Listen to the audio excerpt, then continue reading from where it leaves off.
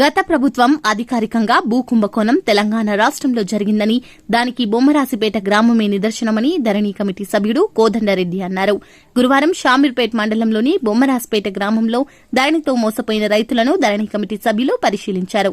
ఈ సందర్భంగా కోదండరెడ్డి మాట్లాడుతూ, ధరణిలో సాంకేతిక లోపాలను అడ్డం పెట్టుకుని బొమ్మరాసిపేట రైతులను చాలా ఇబ్బందులకు గురిచేశారని అన్నారు.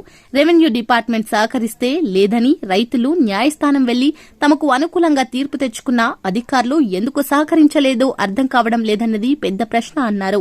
గతంలో మల్కాజ్గిరి పార్లమెంట్ గా ప్రస్తుత ముఖ్యమంత్రి రేవంత్ రెడ్డి బొమ్మన్నరాస్పేట రైతుల సమస్యపై ఫిర్యాదు చేసినా అధికారులు స్పందించలేదని అన్నారు. కాంగ్రెస్ పార్టీ రైతులకు అండగా నిలుస్తుందని, రైతుల పక్షాన పోరాడుతామని తెలిపారు. రైతులంతా సన్న చిన్నకారు రైతులు ఉన్నారు, మధ్యతరగతి రైతులు ఉన్నారు. వీళ్ళంతా కూడా తరతరాలుగా ఆ రోజులలో మంచి ద్రాక్ష పండించి మేలైన ద్రాక్ష ఇతర దేశాలకు ఎగుమతి చేసే రైతులు వీళ్ళంతా. సరే, దాంట్లో చిక్కులు వచ్చినాయి కొంత ద్రాక్ష తోటలలో. తర్వాత దాన్ని మార్పిడి చేసి ఇప్పుడు కూరగాయలు పండిస్తున్నారు. నిజంగా వాళ్ళకి రాష్ట్ర ప్రభుత్వం పక్షాన వారికి ధన్యవాదాలు తెలియజేస్తూ, రెండు మాటలు ఇక్కడ బొమ్మరాసిపేట ఈ కాగితాలన్నీ చూసిన తర్వాత ఇది సమస్య సృష్టించింది. అధికారులు, కొంతమంది అప్పటి పార్టీ నాయకులు, పెద్ద పెద్దోళ్ళు ఉన్నారు ఇలా, ఇద్దరూ కలిసి సృష్టించింది. ఇది ఎందుకు సృష్టించిండ్రు అని అంటే ఈ భూములు కాజేయడానికి సృష్టించిండ్రు. సింపుల్గా అర్థమయ్యేది ఏంటంటే, మాకు ఎప్పుడో 50-60 సంవత్సరాల క్రితం ఒక ఆయన అమ్ముకొని వెళ్ళిపోయిన తర్వాత కొన్నేళ్ల తర్వాత ఆయన మనవడనో మునిమనవడనో ఒక ఆయనను తీసుకొచ్చి, ఒక అధికారి కానీ లేకపోతే టీఆర్ఎస్ నాయకులు కానీ, ఈయన వాళ్ళ సంతతి వాడు, వాళ్ళ కుటుంబీకుడు అని చెప్పి తీసుకొచ్చి ఆయనను అడ్డంగా పెట్టి ఇంతమంది రైతులను, ఒక 1000 ఎకరాల భూమి ఉన్న రైతులను ఇబ్బంది పెడుతున్నారు. కాబట్టి ఇది సృష్టించిందే. కాబట్టి మాకు అర్థమైంది ఇందులో ఎవరెవరి చేతులు ఉన్నాయి, ఏ విధంగా దీన్ని వాడుకున్నారు. మేము మొదటి నుంచి మాకు ఒక అనుమానం ఉంది. ధరణి అనే వ్యవస్థ సృష్టించి ఇది నిషేధిత జాబితా అనేది దీన్ని భూ కుంభకోణంగా మేము ఆ రోజు అర్థం చేసుకున్నాం. ఇది అందులో ముఖ్యంగా అనుకోకుండా రేవంత్ రెడ్డి గారు ఈ ప్రాంతం నుంచి ఎంపీగా ఉన్నారు. వారు అర్థం చేసుకొని రైతుల మాట విని ఒక లెటర్ కూడా రాశారు సంబంధిత అధికారికి. ఆ లెటర్ కూడా ఇందులో ఉంది. ఇప్పుడు వారు యాదృచ్ఛికంగా అనుకోకుండా మీ అదృష్టం ప్రకారంగా ఆయన ముఖ్యమంత్రి అయిన తర్వాత కూడా అదే పట్టుదలతో ఉన్నవారు. వారు కానీ రెవెన్యూ మినిస్టర్ కానీ చాలా పట్టుదలతో ఉన్నారు. మొత్తం రాష్ట్రంలో ఎవరికి కూడా హక్కున్న రైతుకు ప్రతి ఒక్కరికి హక్కు కల్పించాలి అనేదే ప్రభుత్వం ఉద్దేశం, ముఖ్యమంత్రి గారి ఉద్దేశం. కాబట్టే కమిటీ మెంబర్లుగా మా బాధ్యతగా క్షేత్రస్థాయిలోకి వెళ్తే నిజాలు తెలుస్తాయనే అభిప్రాయంతో ఇది ఒక ఉదాహరణ, ఇదొక పెద్ద గాథ, బొమ్మరాసిపేట రైతులది పెద్ద గాథ.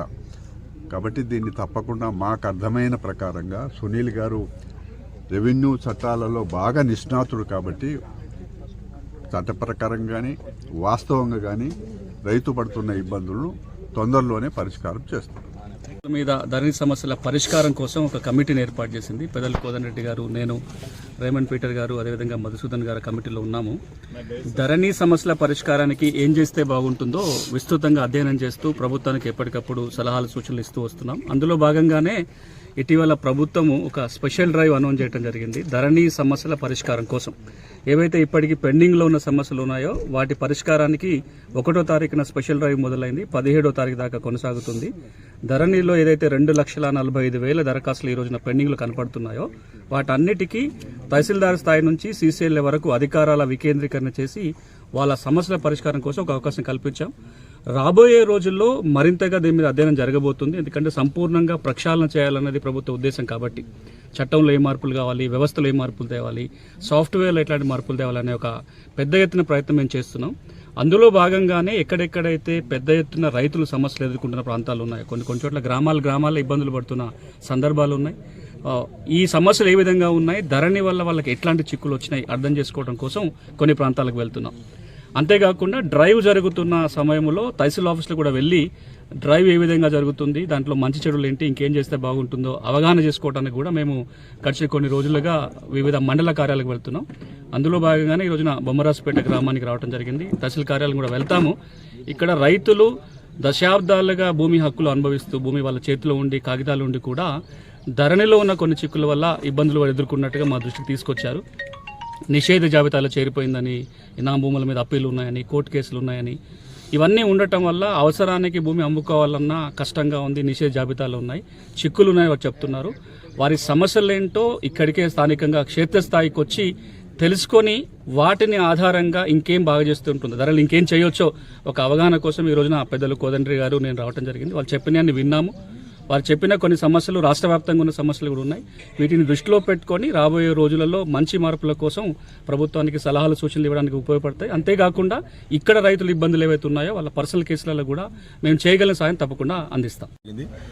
మాకున్న సమస్యల ఏంటంటే ఒక సర్వే నెంబర్ 20 ఎకరాలు, ఒక సర్వే నెంబర్ 25 ఎకరాలు, ఒక సర్వే నెంబర్ 10 ఎకరాలు అట్లా ఉన్న పొలాలలో ఏమైందంటే ఒక అరెకరానికి కేసు ఉండి 10 గుంటలకు 5 గుంటల కేసు ఉంటే ఆ 25 ఎకరాలను బ్లాక్ లిస్ట్ లో పెట్టి అధికారులు ఏ విధంగా అంటే డబ్బుల కోసం అన్ని పైసలు తీసుకోనికి ఇది బ్లాక్ లిస్ట్ లో పెట్టి మేము పోతే ఎకరాకు 1,00,000 అవుతాయి, 2 లక్షలు అయితే మేము బ్లాక్ లిస్ట్ నుంచి తీపిస్తామని చెప్పేసి అందరూ తెలిసిన కథనే పైసలు అంతా విచ్చలవిడిగా తీసుకొని ఇవన్నీ రేట్లు ఎక్కువగానే బ్లాక్ లిస్ట్ లో పెట్టి డబ్బుల కోసం మమ్మల్ని ఇబ్బంది పెడతా ఉన్నారు. మరి అదే సర్వే నెంబర్ కొంతమందికి ఉన్న వ్యక్తులకేమో అధికారం అన్ని ఉన్న వ్యక్తులకేమో రిజిస్ట్రేషన్ అవుతుంది అదే నెంబర్ ఉంటే, మరి మాలాంటి చిన్నకారు రైతులకు మా ఎకరా 2 ఎకరాల ఏమో మాకు రిజిస్ట్రేషన్ అయితే మా అవసరానికి అమ్ముకుందామంటే పెళ్లికో దేనికో ఇల్లుకో కట్టుకుందామని అమ్ముకుందామంటే మా రిజిస్ట్రేషన్ కావడం లేదు. మరి అదే పెద్దలు ఒక అధికారులు నుండి వాళ్ళ తన పైసా బలం అంగబలం ఉన్న వాళ్ళకేమో ఇమీడియట్లీ వాళ్ళ ఏమో ఎలాంటి బ్లాక్ లిస్టులు ఉన్నా వాళ్ళు తీసి ఇమీడియట్లీ రిజిస్ట్రేషన్ చేయడం జరిగింది. ఇంతకుముందు జరిగింది. ఇవి ఇప్పటికైనా ఈ ప్రభుత్వము కన్ను తెచ్చుకొని మరి మాకు మంచి చేసి మరి ఏ విధంగా మరి ఉన్నాయో చూసి మాకు ఓఆర్సీలు ఉన్నాయి, అన్ని ఉన్నాయి, మేమే వ్యవసాయం చేస్తున్నాం. ప్రత్యక్షంగా చూపిస్తే వ్యవసాయం చేస్తున్నాము. ఇంతకుముందు మీరు ఇట్లా చూసి పేపర్ వాళ్ళు చూసిరు. మరి మమ్మల్ని ఇంత ఇబ్బంది పెడతా ఉన్నారు. పెద్దలు ఎవరో ఎన్నుకుండి ఇది చేపించి మమ్మల్ని భూముల మీదకి లేవగొట్టాలని వాళ్ళ ఆలోచనతోటి వాళ్ళు ఒకటేసారి సంపాదిద్దామని ఆ రకంగా మనం ఇబ్బంది పెడతా ఉన్నారు. ఇంకా మీడియేటర్లు గిట్ట వచ్చి మీకు ఎంతో కొంత ఇస్తాం, మీరు కబ్జా కాల్ చేసేసారు, మీ పాస్బుక్ మాకు వేయరు అని చెప్పేసి మాతో అడగడం జరిగింది. మేము ఇయ్యమని చెప్పినాము. ఆ విధంగా నడుస్తూ ఉంది అని చెప్పేసి మేము వాళ్ళ దగ్గరికి పోతే మీరు ఇక్కడికి కాదు మీ క్షేత్రస్థాయిలకే వచ్చి మేము కనుక్కుంటామని చెప్పి ధరణి లోపం వల్ల ధరణిలో ఉన్న లుసుకులతోటి ఎవరైతే అధికారులు ఉంటారో వాళ్ళ తమ్ ఇన్ఫర్మేషన్ ఎవరైతే సిసిఎల్ వాళ్ళ నుంచి ఉంటుందో వాళ్ళంతా ఇది ఒక మాఫియా ముఠా లాంటిగా ధరణి కనబడుతుంది. ఎందుకంటే ధరణి పెట్టడమే డబ్బుల కోసం పెట్టుకోరు. అది సిసిఎల్ పోతే సిసిఎల్ అయినా ఏలు ముద్ర పెట్టడానికి కింద ఉన్న వాళ్ళు అడుగుతారు. మన సత్యనారాయణ గారు మన రెడ్ హ్యాండ్ గా దొరికిర్రు. అట్లా చాలా మంది నేను ఒక 2-3 నేను దగ్గరుండి వాళ్ళకి ఇబ్బంది అంటే నేను తీపిచ్చిన గిట డబ్బులు ఇచ్చి తీపించుకోవడం జరిగింది. అంటే చాలా ఘోర పరిస్థితిగా తయారైపోయింది ధరణి. దాన్ని వెంటనే రద్దు చేసి యథావిధిగా చేసుకొని మా పాత పాస్బుక్ లెక్క చేస్తే చాలా సంతోషం. బ్లాక్ లిస్ట్ లో మా తాన దగ్గర 584 ఎకరాలు ఉంది. ఒక సర్వే నెంబర్ అంటే 323 నుంచి 408 దాకా బ్లాక్ లిస్ట్ లో పెట్టారు. మళ్ళీ ఒక విలేజ్ లో పోతే ఒక 45 నుంచి 50 ఎకరాలు ఆ విలేజ్ లో గిట్ట ఉన్నాయి. ఎకరం 6 ఎకరానికి బ్లాక్ లిస్ట్ లో పెట్టారు. దాని ధరని వెంటనే రద్దు చేయాలని అయితే మేము కోరుకుంటా ఉన్నాము.